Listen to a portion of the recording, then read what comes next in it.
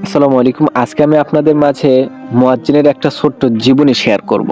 আপনারা অনেকেই ভাবেন মুয়াজ্জিন মানে শুধু ৫ ওয়াক্ত আজান দেওয়া, নামাজ পড়া এই তো কাজ। আসলে মুয়াজ্জিন মানে তা নয়। মুয়াজ্জিনের একটা পুরো মসজিদ চালাতে হয়। তার জায়নামাজ ধুতে হয়, তার কাপড় ধুতে হয়, অজুখানা পরিষ্কার করতে হয়। মোট কথা পুরো মসজিদ দেখভাল করতে হয় একটা মুয়াজ্জিনের। আর এটা যে কত বড় দায়িত্ব এটা আপনারা না পালন করলে হয়তোবা বুঝতে পারবেন না।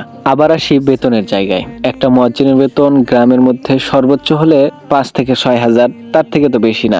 কিন্তু এই ৪-৫ হাজার টাকা বেতন দিতে অনেক মানুষ বলে, আরে এই ৪-৫ হাজার টাকা কি হবে, মুয়াজ্জিনের তো বরকত আছে, এর টাকার মধ্যে তার সংসার হু হু করে চলে। যেহেতু মুয়াজ্জিনের এত বরকতময় জীবন, তাহলে আপনি নেন, আপনি ১-২ মাসের জন্য মুয়াজ্জিনের দায়িত্ব নেন, দেখেন মুয়াজ্জিনের কত বরকত। আপনি এই বরকত থেকে কেন মাহরাম হবেন? তো যাই হোক, আমি ছোট মানুষ, হয়তোবা অনেক বড় কথা বলে ফেলেছি, আমাকে মাফ করে দিবেন সবাই।